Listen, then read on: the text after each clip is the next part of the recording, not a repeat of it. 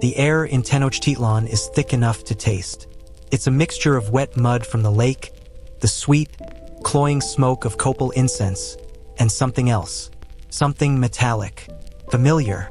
It is the scent of old blood, baked into the stones of the great temple, clinging to the robes of the priests. A ghost on the wind that never, ever leaves. Look down into the sacred precinct.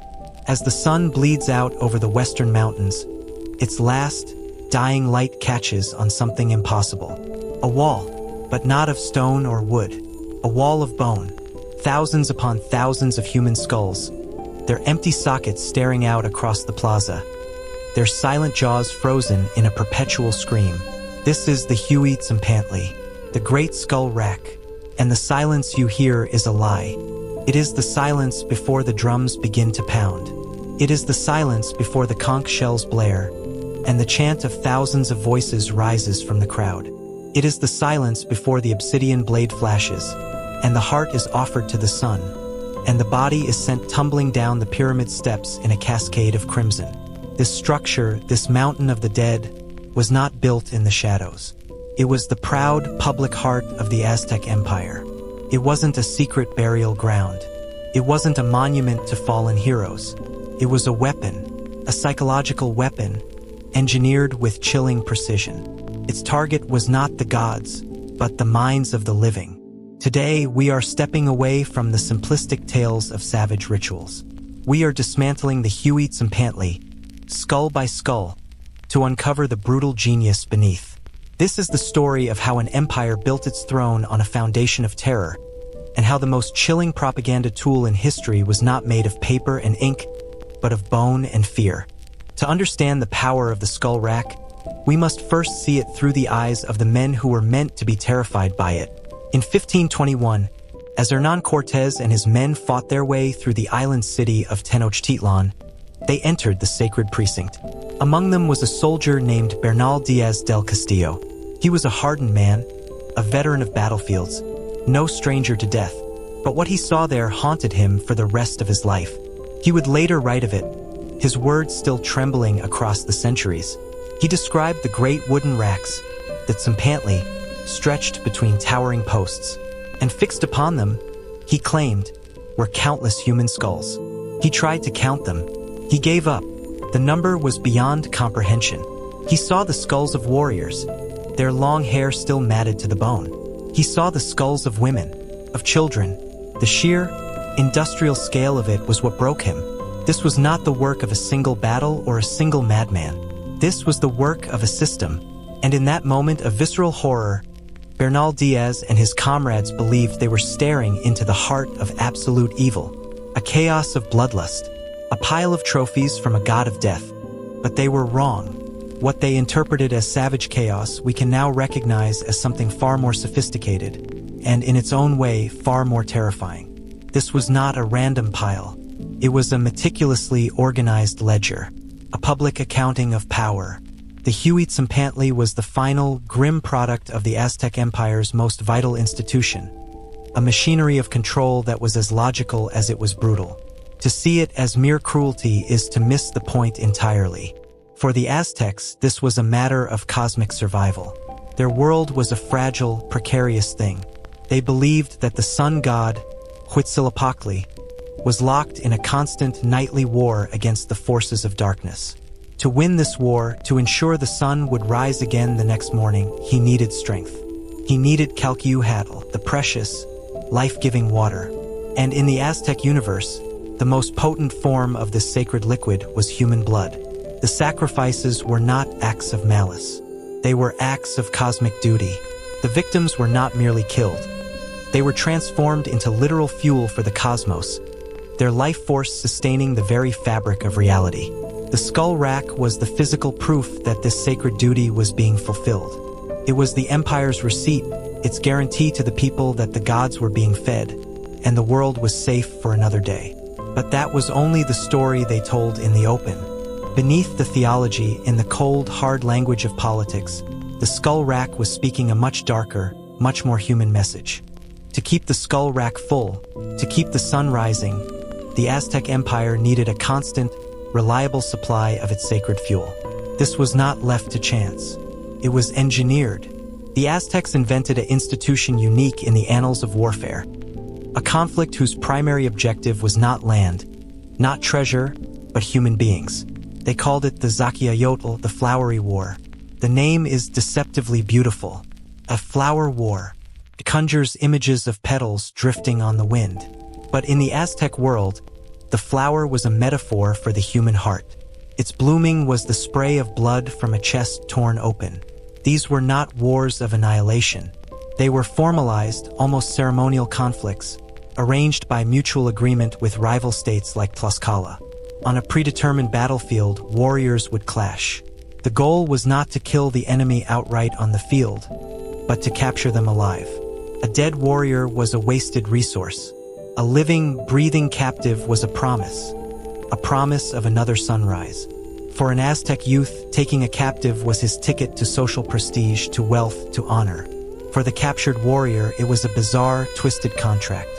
He was not a prisoner to be ransomed or enslaved. He had been chosen. He was now Xiptla, a living vessel for a god.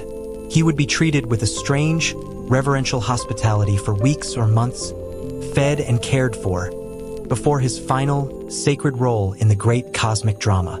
The Flowery War was a brutal, symbiotic system.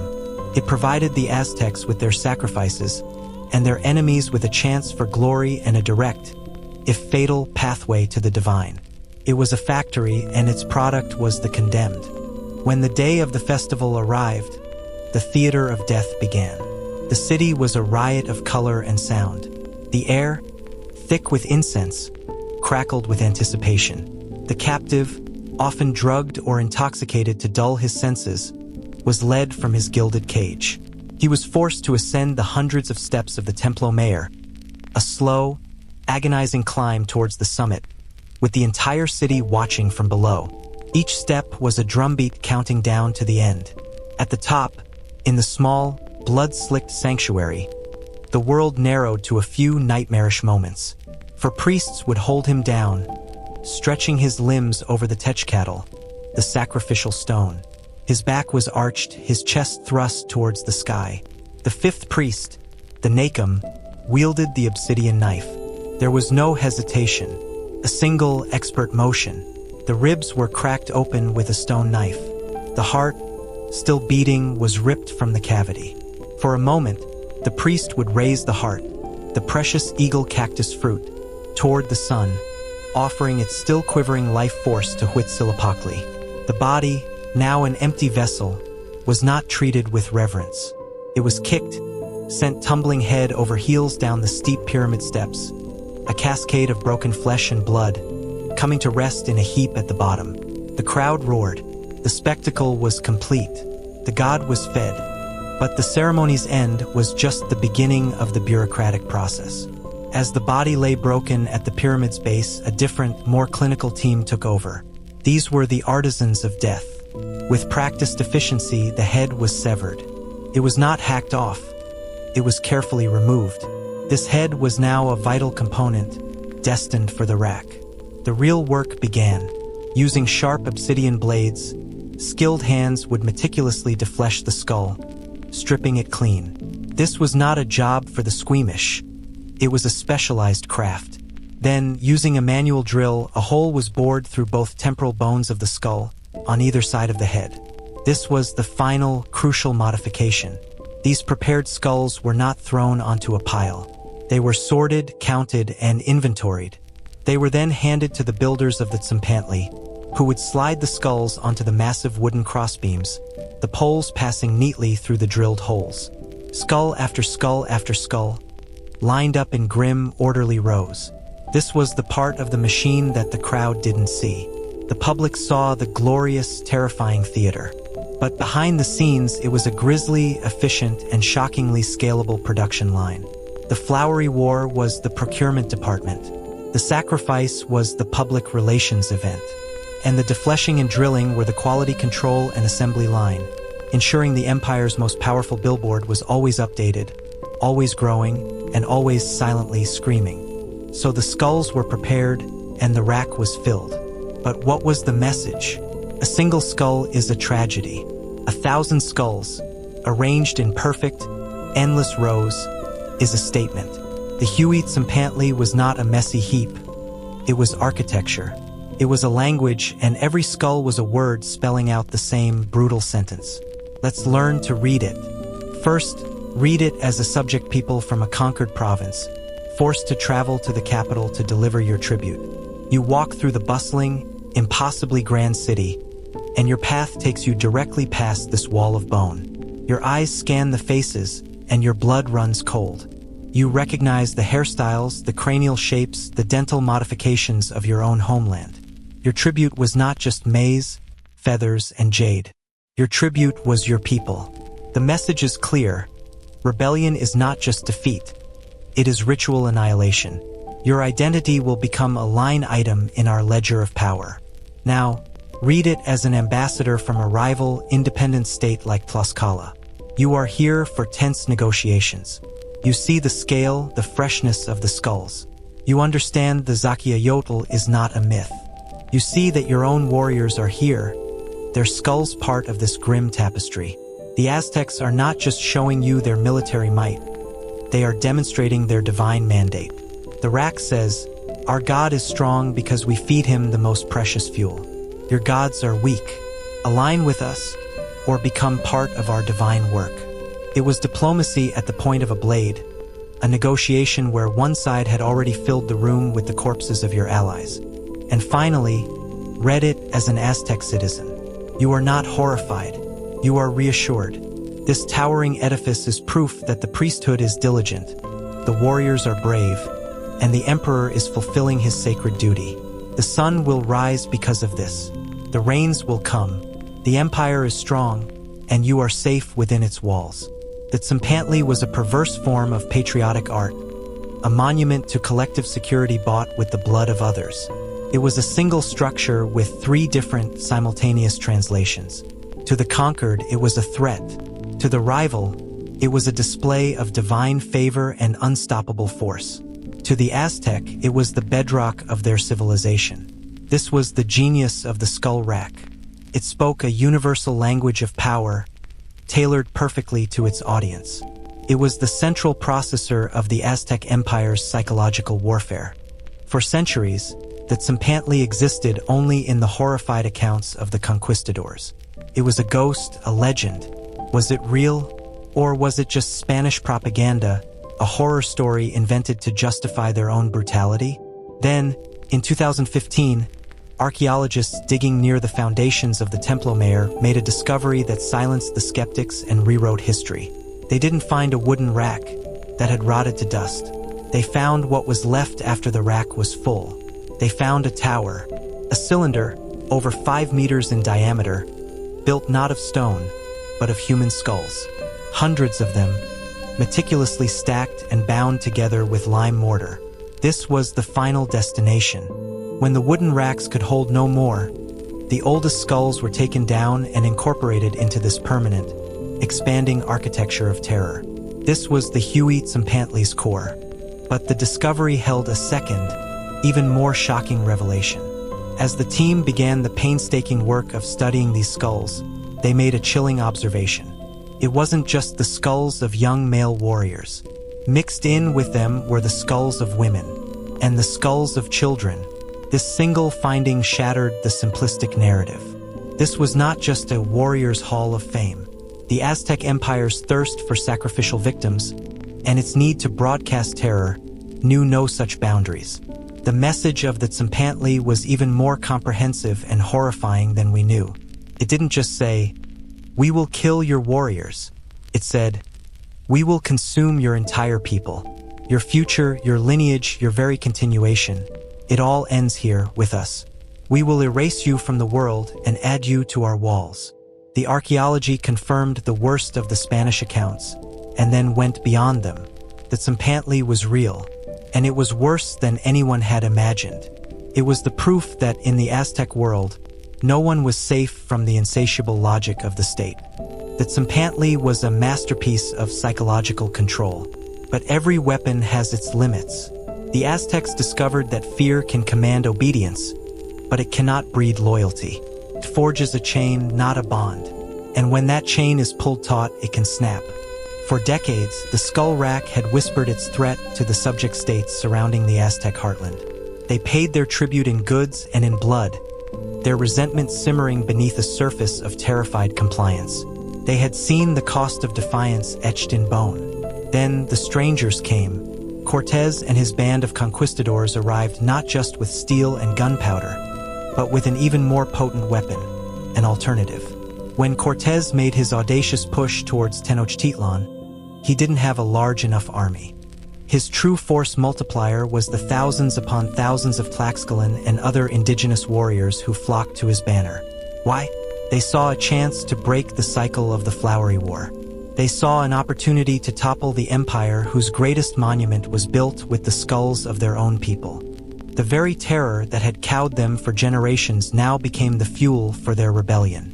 The Tzompantli had taught them the stakes of failure, but when a chance for success appeared, their pent-up rage became an unstoppable force. During the final, brutal siege of Tenochtitlan, the great machinery of sacrifice ground to a horrifying halt. The Flowery Wars stopped. The supply lines of captives were cut. The Spanish blockade meant no new skulls could be added to the rack. For the first time in living memory, the drums over the Templo Mayor fell silent. The ultimate propaganda tool had suffered its ultimate failure.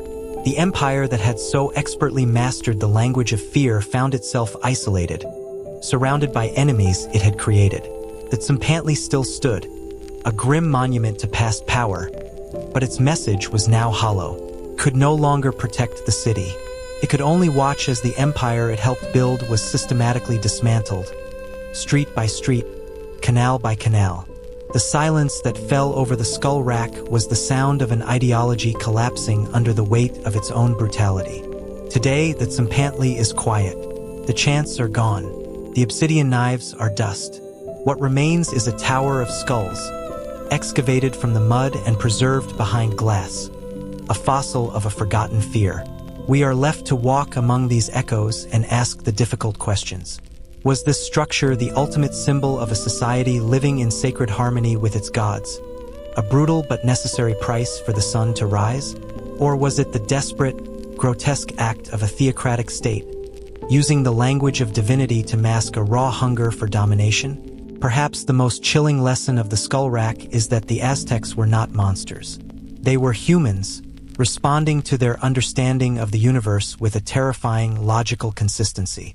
They built one of the most magnificent civilizations of the ancient world, and at its very center, they placed an instrument of industrialized death, convinced it was the key to their survival.